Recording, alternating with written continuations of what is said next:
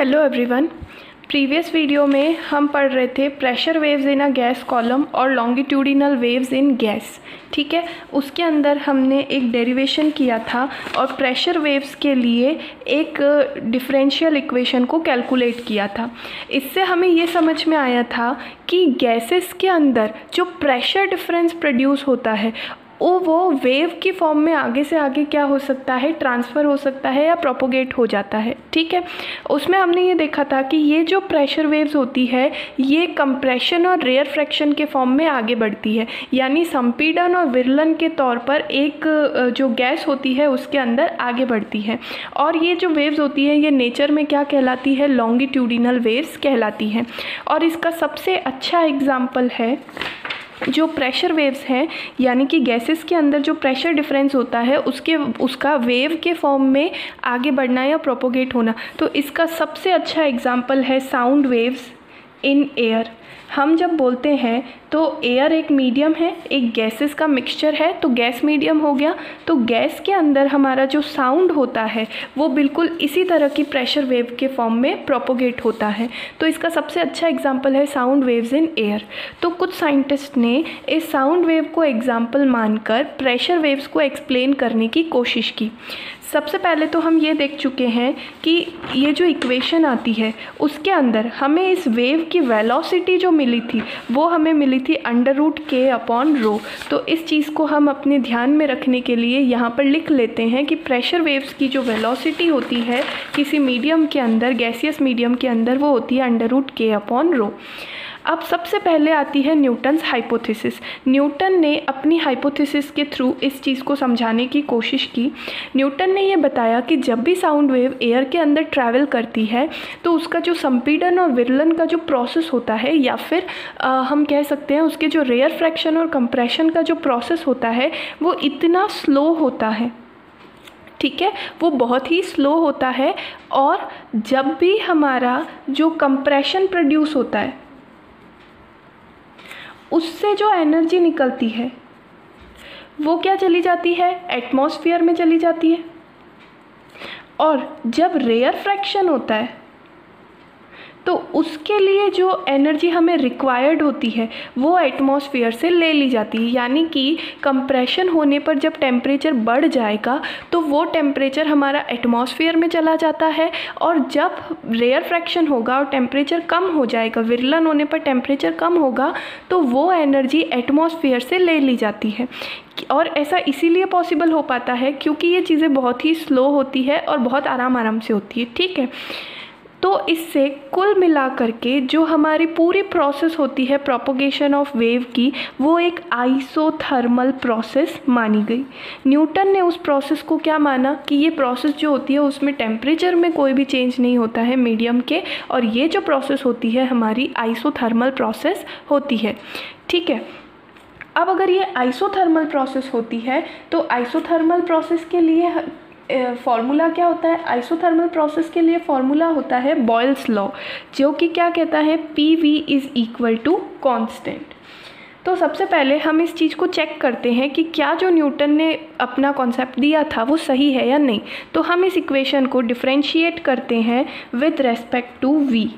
तो एक बार P को कांस्टेंट मानेंगे और V के रेस्पेक्ट में डिफरेंशिएट करेंगे, दूसरी बार V को कांस्टेंट मान करके, या फिर अगर आप V के रेस्पेक्ट में इसको डिफरेंशिएट नहीं करते हैं तो सीधा इस इक्वेशन को हम डिफरेंशिएशन कर देते हैं।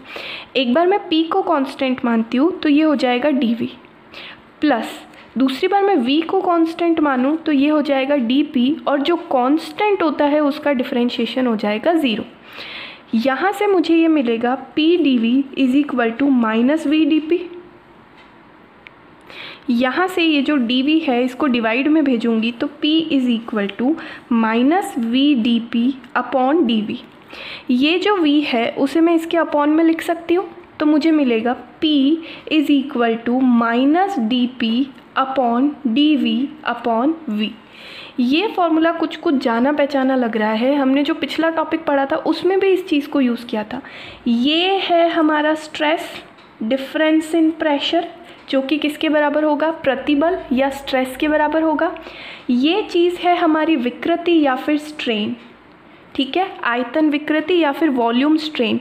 स्ट्रेस अपॉन स्ट्रेन जो होता है वो मॉड्यूलस के बराबर होता है, इलास्टिसिटी वाले जो मॉड्यूलस होते हैं, और यहाँ पर वॉल्यूम की बात हो रही है तो ये किसके बराबर होगा, बल्क मॉड्यूलस। ये चीज़ हम प्रीवियस टॉपिक में भी अच्छे से एक्सप्लेन कर चुके हैं। तो यहाँ से हमें ये मिलेगा कि P जो है, और ये जो नेगेटिव सिंबल है ना, ये सिर्फ इतना ही बता रहा है कि वॉल्यूम कम हो रहा है, जैसे जैसे फोर्स या स्ट्रेस बढ़ेगा वॉल्यूम कम होगा। तो ये जो P है वो हमें किसके बराबर मिला, K के बराबर मिला। तो यहाँ से हमें ये पता चला P is equal to K। अब जो हमारी वेलोसिटी ऑफ वेव का फॉर्मूला है √K अपॉन रो, K की जगह पर हम यूज़ करेंगे P अपॉन रो। अब इसको देखते हैं NTP पर, नॉर्मल टेम्परेचर और प्रेशर की अगर हम बात करें तो एयर के लिए या फिर एटमॉस्फेयर के लिए प्रेशर की वैल्यू कितनी होती है, प्रेशर की वैल्यू होती है 1 एटमॉस्फेयर, यानी कि 1.013 इंटू 10⁵ न्यूटन पर मीटर स्क्वायर, या फिर पास्कल या 1 एटमॉस्फेयर। ठीक है, इसको हम पास्कल से भी लिखते हैं या फिर 1 ATM से भी लिखते हैं, न्यूटन पर मीटर स्क्वायर की फॉर्म में। रो होती है डेंसिटी, तो एयर की डेंसिटी क्या होती है 1.293 किलोग्राम पर मीटर क्यूब। अगर इन दोनों वैल्यूज़ को हम इसके अंदर अप्लाई करें तो जो वेलोसिटी का वैल्यू आती है, इस वेलोसिटी की वैल्यू अप्रॉक्सीमेट 280 मीटर पर सेकेंड के बराबर आती है। ठीक है, ये चीज़ किसके बराबर आ रही है, अप्रॉक्सीमेट 280 मीटर पर सेकेंड। बात किसकी चल रही थी, साउंड वेव्स की। और प्रैक्टिकली ये देखा गया है कि velocity of sound waves, velocity of sound wave practically जब माप के देखा गया है तो ये होती है अप्रॉक्सीमेट 332 मीटर पर सेकेंड। इन दोनों चीज़ों में बहुत डिफरेंस है, ये 280 मीटर पर सेकेंड है और ये 332 मीटर पर सेकेंड। वेव्स तो साउंड की हमारी इस वेलोसिटी से चलती है, न्यूटन के कॉन्सेप्ट को लगाए तो हमें वेलोसिटी ये मिल रही है, यानी न्यूटन के कॉन्सेप्ट में कहीं ना कहीं कोई ना कोई गलती थी। ठीक है, इस गलती को सुधारा लाप्लास ने, जिसे हम कहते हैं लाप्लास करेक्शन। लाप्लास नाम के एक साइंटिस्ट ने इस चीज़ को करेक्ट किया। अब उसे समझते हैं। तो लाप्लास ने ये समझाया कि इस कैलकुलेशन में कोई गलती नहीं है, गलती है न्यूटन के इस कॉन्सेप्ट में। लाप्लास ने ये बताया कि जब भी साउंड वेव एयर मीडियम के अंदर ट्रैवल करती है तो उसमें जो कंप्रेशन और रेयर फ्रैक्शन होता है वो स्लो नहीं होता, वो बहुत एक फास्ट प्रोसेस होता है। तो सबसे पहले तो उसने बताया कि उसका जो कंप्रेशन और रेयर फ्रैक्शन का प्रोसेस होता है ये एक फास्ट प्रोसेस होता है। अब न्यूटन ने बोला था ये स्लो होता है तो एनर्जी एटमॉस्फेयर से एक्सचेंज होती रहती है और हमारा जो प्रोसेस रहता है वो आइसोथर्मल बना रहता है। लेकिन जब ये चीज़ें बहुत ही जल्दी जल्दी होगी, कंप्रेशन भी बहुत फास्ट होगा, रेयर फ्रैक्शन भी बहुत फास्ट होगा, तो इतना टाइम नहीं मिल पाता है कि एटमॉस्फेयर के बीच में और हमारी वेव के कंप्रेशन और रेयर फ्रैक्शन के बीच में एनर्जी का एक्सचेंज हो पाए।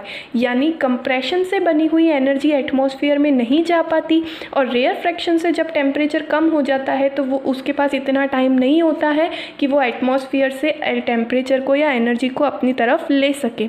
तो कुल मिलाकर के हमारा ये प्रोसेस आइसोथर्मल नहीं होता है, क्योंकि इस कंडीशन में टेम्परेचर बदलता रहता है। अब क्योंकि एटमॉस्फेयर या सराउंडिंग के साथ टेम्परेचर का एक्सचेंज नहीं हो रहा है, इसका मतलब ये प्रोसेस कैसा हो जाएगा, ये प्रोसेस हो जाएगा एडियाबैटिक या फिर एक रुद्धोष्म प्रक्रम। न्यूटन ने बताया था कि ये एक समतापी प्रक्रम होता है, लेकिन असल में ये क्या होता है, एक रुद्धोष्म प्रक्रम होता है, ऐसा लाप्लास ने कहा। अगर ये एक रुद्धोष्म प्रक्रम है तो यहाँ पर हम एडियाबैटिक प्रोसेस वाला फॉर्मूला यूज़ करेंगे, PV gamma is equal to constant. Gamma होता है CP अपॉन CV। अब हमें अगेन इस वाली इक्वेशन को डिफरेंशिएट करके चेक करना है। एक बार P को कांस्टेंट रखते हैं तो इसका डिफरेंशिएशन हो जाएगा गामा V गामा -1 dV, ठीक है, प्लस एक बार V गामा को कांस्टेंट रखते हैं तो ये चीज़ हो जाएगी dP और कांस्टेंट का डिफरेंशिएशन हो जाएगा 0। ठीक है, अब हम इस चीज़ को थोड़ा सा सॉल्व कर लेते हैं। तो यहाँ पर ये जो v गामा -1 है, इसको मैं ऐसा लिख सकती हूँ v गामा अपॉन v। अब इसके अंदर भी v गामा है, इस टर्म के अंदर भी v गामा है। इस v गामा को कॉमन लेकर के हम 0 के पास भेज देंगे तो ये भी चीज़ 0 हो जाएगी। तो हमारे पास बचेगा p gamma dv upon v plus dp is equal to 0। इसको थोड़ा और सॉल्व करेंगे तो हमें मिलेगा -dp। अब इस चीज़ को डिवाइड में सेंड कर देंगे तो p gamma is equal to -dp upon dv upon v। यही चीज़ वापस निकल करके आ गई। मैंने अभी आपको एक्सप्लेन किया है, ये चीज़ है स्ट्रेस, ये चीज़ है वॉल्यूम स्ट्रेन, यानी ये चीज़ कुल मिला करके किसके बराबर होगी, बल्क मॉड्यूलस के बराबर होगी। तो इसकी वैल्यू मैं क्या रख सकती हूँ, k रख सकती हूँ। तो मुझे मिलेगा p gamma is equal to k। ठीक है, ये चीज़ मिली। अब हमें पता है कि वेलोसिटी का क्या फॉर्मूला था, √k अपॉन रो। इस चीज़ को अगर हम यूज़ करें तो हमें मिलेगा गामा p अपॉन रो। ठीक है, अब इन चीज़ों की वैल्यू रखेंगे एट NTP। NTP की बात करते हैं। प्रेशर था हमारा 1 एटमॉस्फेयर यानी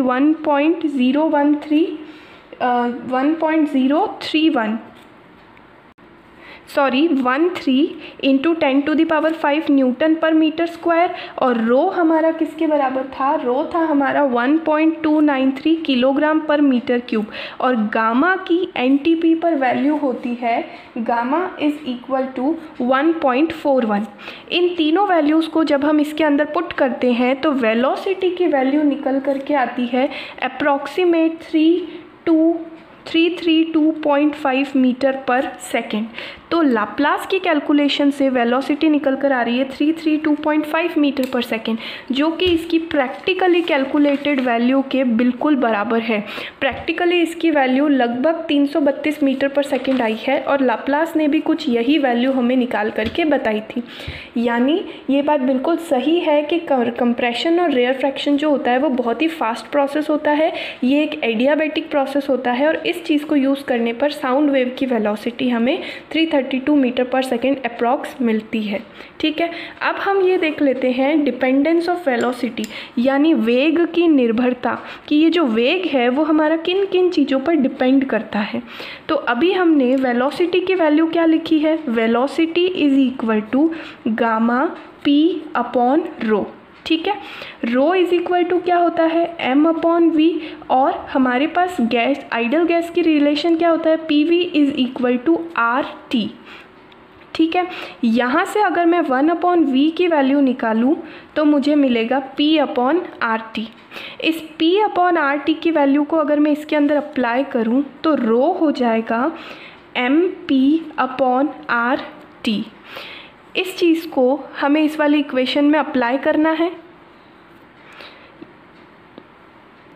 तो हमें यहाँ से रो मिला है MP अपॉन RT और हमें वैल्यू चाहिए P अपॉन रो की। तो यहाँ से मुझे P अपॉन रो मिल जाएगा RT अपॉन M। इस चीज़ को यहाँ अप्लाई करेंगे तो velocity is equal to gamma RT upon M।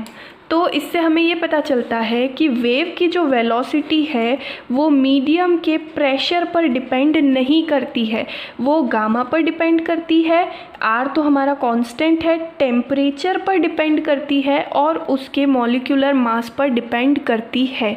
ठीक है, तो ये हुआ हमारा डिपेंडेंस ऑफ वेलोसिटी। यहाँ पर हमारा प्रेशर वेव वाला टॉपिक ख़त्म होता है। I hope you understand.